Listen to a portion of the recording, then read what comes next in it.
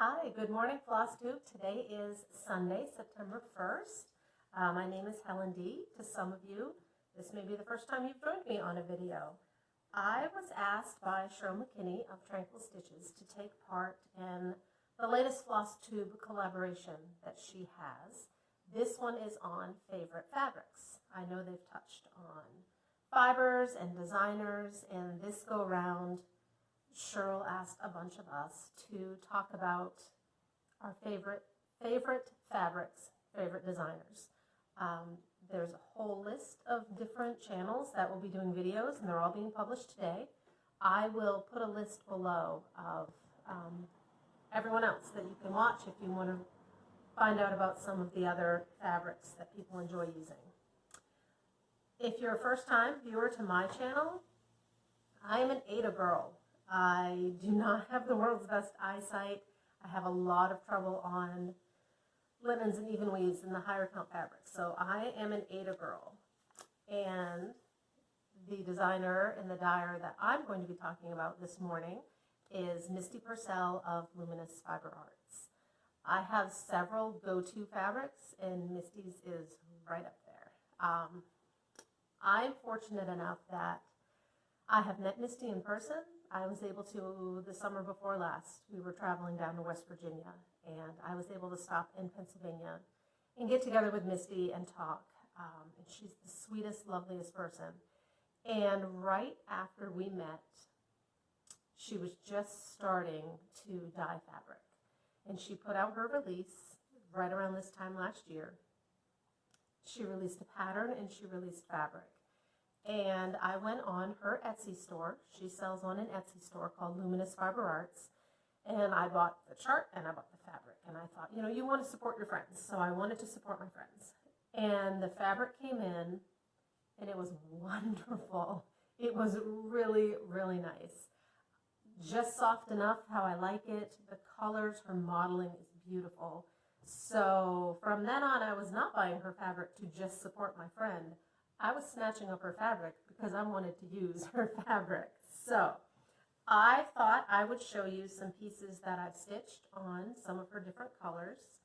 And then I actually recorded a video with Misty to kind of talk about her process and how she got started. So, all right, first I pulled the fabrics of Misty's that I have. So she dyes fabric a little differently. She sells it a little differently. Instead of having a store where she will dye to order, what she does is she dyes a bunch of different fabrics, different sizes, different counts, some of her different colors, and then she'll post an update to her Etsy store.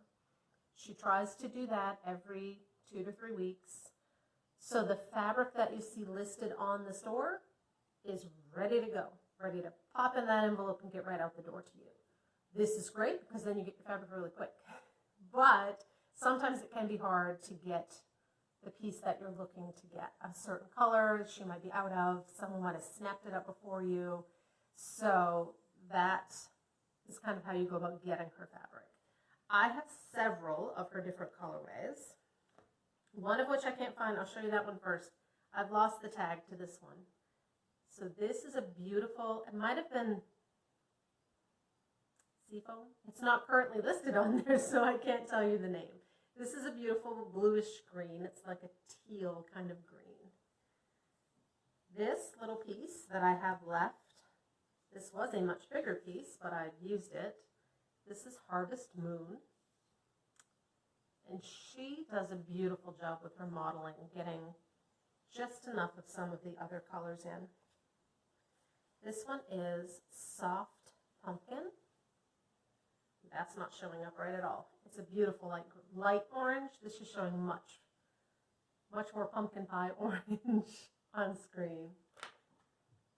This is Deep Porcelain. She also has a soft porcelain, which is a little lighter. The soft porcelain is the fabric she's been using for a lot of the bird designs that she's been putting out. But I think they would look equally as lovely on the deep porcelain or on the Harvest Moon. This one is Faded Denim. It's a really pretty light blue. This one is Snowdrifts.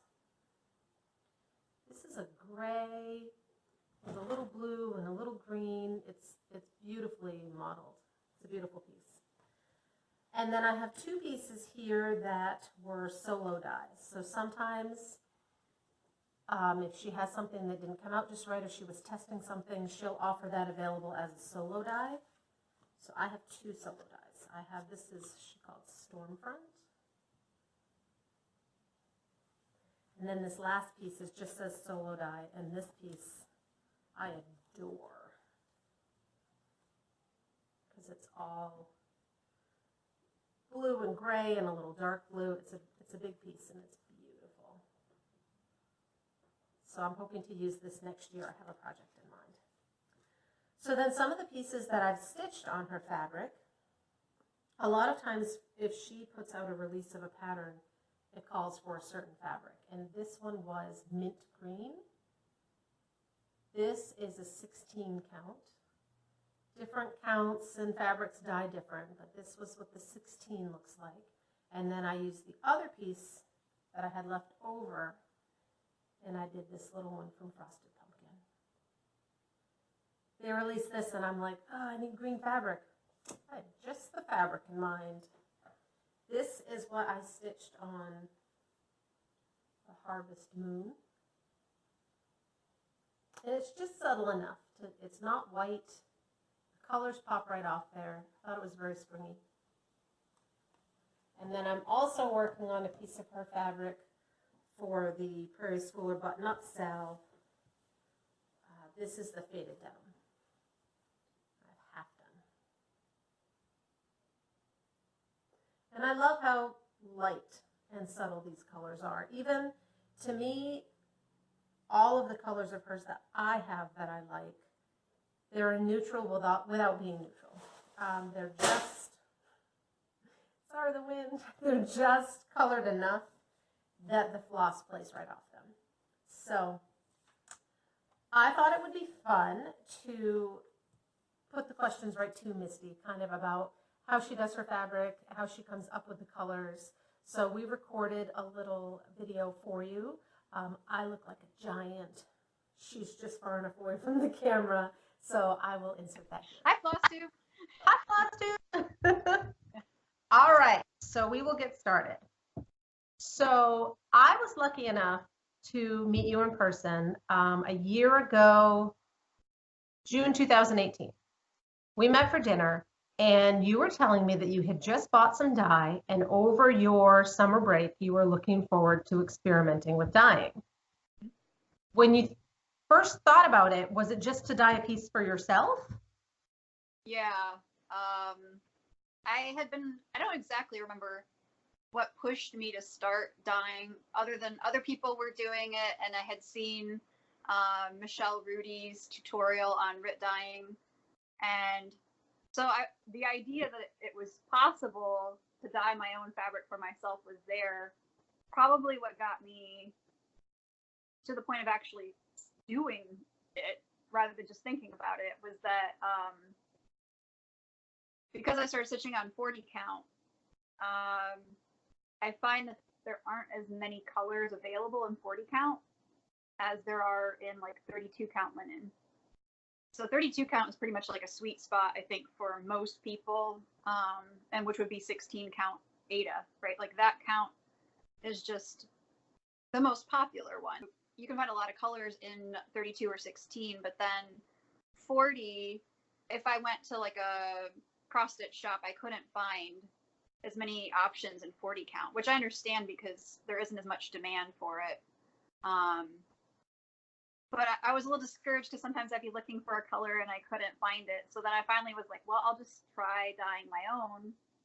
And the 'Tis the Season stitch along was coming up. We're doing it for. And so then I started dyeing, trying to get a color I wanted for that, because I wanted something that was kind of a greenish blue. And so I dyed some fabric for it and really liked it. I loved how it turned out, and I liked that it was relatively easy to do. Like the RIT was relatively easy to use. And so if I knew what I wanted, color-wise, like an end result, I could kind of find a way to get close to that anyway. So I started out just dyeing for me. And then a friend of mine encouraged me and said, you know, you should really think about trying to dye fabric to sell and get some professional textile dyes and, you know, dye fabric for other people. So I thought about it, and I was really nervous. I was also starting to design at that time. And so those things kind of just merged at the same time, that I was getting ready to release a design, because my friend also encouraged me to try designing, and was using my own fabric. So then I decided to have, you know, my first design release and fabric update on the same day, which was a year ago when this video posts, I think, right? September 1st? Sure. Yeah. So a year ago, September 1st was when I put like 13 pieces of fabric linen in my shop. I think I got one of those first pieces of fabric. Are you surprised with the earlier batches? I know you were dyeing smaller batches at a time. Yeah. You would upload them. And if you, as a buyer, did not go on there, like immediately, they were gone. Yeah. Were you surprised how quickly they went? I was totally blown away. I mean, honestly, the first time I put any fabric on the site, I was like, will anyone want this? And so I had no idea what to expect. And I've been blown away by the response. It's just, I would never have imagined it. So, I mean, I'm really thankful, you know, that people have been so enthusiastic and excited about my fabric. Yeah, I would never have guessed that. Couple of pieces, so offer all of them. What are Could you say that again? You cut out a little bit. what count fabric? So I have linen in 28 count, 32 count, 36 count, and 40 count. I have Ada in 14, 16, and 18 count. These are all Zweigart bases. And for Ada, it's the 43-inch wide, so it's narrower fabric than what the linen and the even weave are. For some reason, I can get 14 count, like wider, the same width as linen, but not 16 or 18. And then I have even weave. I have Lugana, which is also Zweigart. I have 28 and 32 count. And recently I started doing Linda, which is supposed to be a substitute for Monaco. It's a 27 count and it's 100% cotton. For people who stitch on even weave, to me it feels like it's not as thick as Monaco, and I think you can see the holes in the fabric more easily. I would say it's a little bit stiffer than a 28 count Lugana, but maybe about the feel of like a 32 count if you use that in terms of feel. I've actually got a piece here, but I doubt it's very easy to see the holes on it. I've been wanting to do 1/1 on this, so I think it would work really well for that. So I know that you have quite a few colors already, and then you're always doing more. You have one like fall coming up. How do you decide what color you want to try? A few different things. I would say sometimes I'm just in the mood for a color, or there's a color, there were colors I wanted that I hadn't found, so I would dye them like at the beginning, back when I first started. Sometimes people request colors specifically, so I'll try to dye those. And there's some that it just takes me a while to get to. And if I'm doing a design and I feel like it might need a specific color, that could lead me to dye something in particular. Sometimes I'm just like, I'm just going to grab a bunch of yellow dye and play around and see what happens. Well, that's my next question. Is how often do you have a color in mind and you completely And I completely what? get a completely different color. Oh, that happened with, well, I've never gotten a like completely different color, but definitely not what I was going for.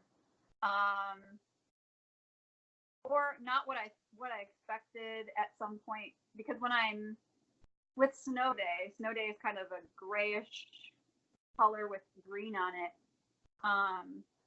And there's different phases, and when you're using textile dye, it's not the same as grit. So the powder looks one way, and then you add water, and it looks a little different. And then you add fixative, and it looks different. So Snow Day turned purple. When I added the fixative, and I was like, oh my gosh. But then it comes out like a gray-green color with a little bit of blue in it. So, I mean, there's like a lot of different phases and fabrics. Once you've dyed them, they're much darker. And then as you're washing out the excess dye, they get lighter. And then when it dries, it gets even lighter. And so what you think you have when you're mixing the dye versus what you get at the end can be very different.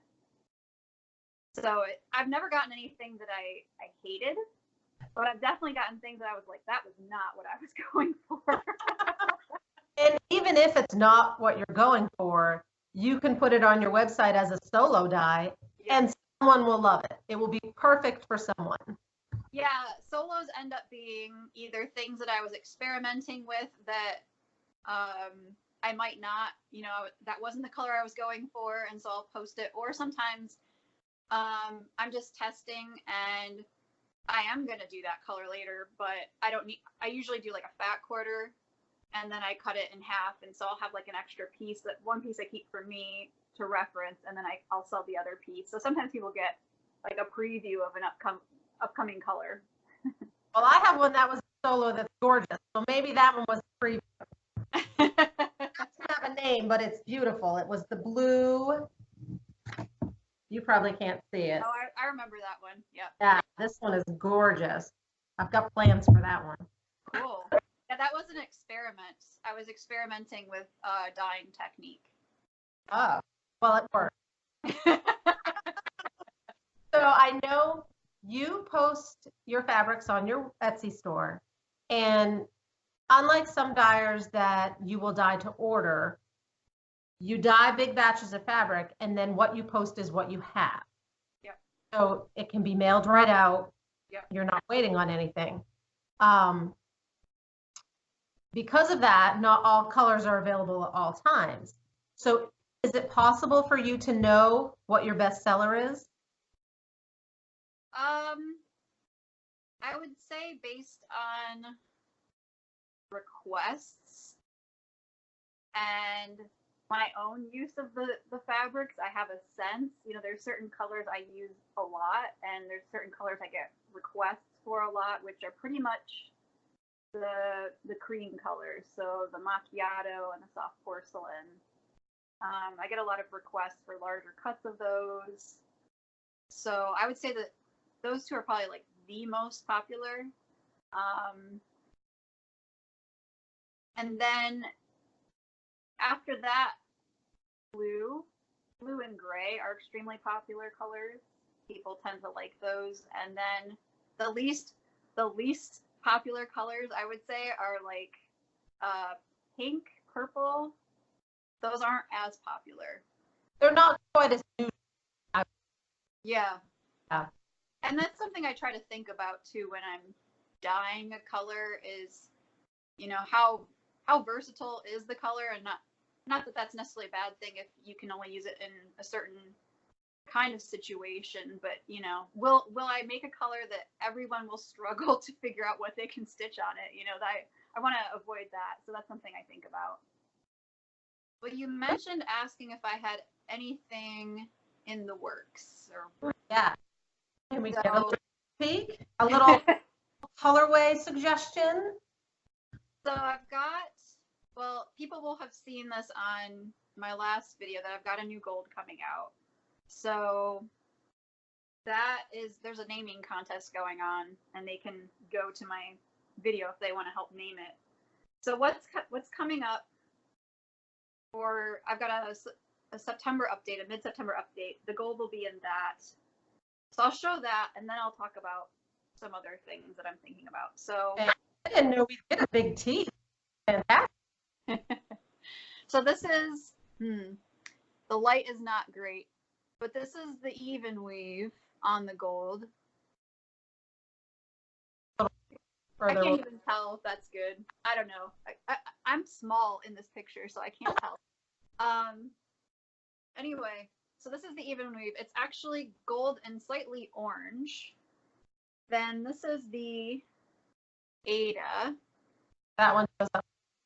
Okay, so this is the Ada version, and it is always even weave, dyes up lighter than Ada or linen, and sometimes a different color.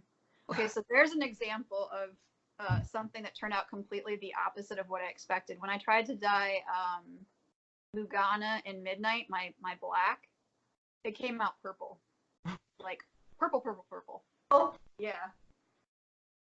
So I wasn't expecting that. This is the linen version. So this is a new color, and then I'm adding a new count for linen. People seem to be stitching more with 46 count, so I've added it. You can see, it's really interesting. Well, maybe you can see.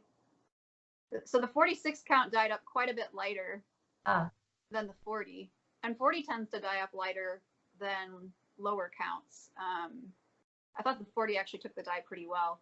But it's just a little bit of a different color there. So I imagine, this is my first time dyeing 46 count. Actually, when I first dyed it and saw it dry, I was like, did I screw up the dye? So I re-dyed it, and I'm like, nope, I didn't. So probably when I add 46 count to other colors, it will look different compared to 40 or lower linen counts. But in this update, I'll have it in the gold color. And assuming nothing goes bizarrely wrong with the macchiato, I'll have macchiato in the coming update, and I'll have 46 count in that as well. I'm just buying like a little bit to try. So I started a new project, which I share this on Instagram, on the 46 count. And I would need 17 pairs. And I'm like, well, the Mad Guys help. But now I'm like, I wonder what 56 count would be like.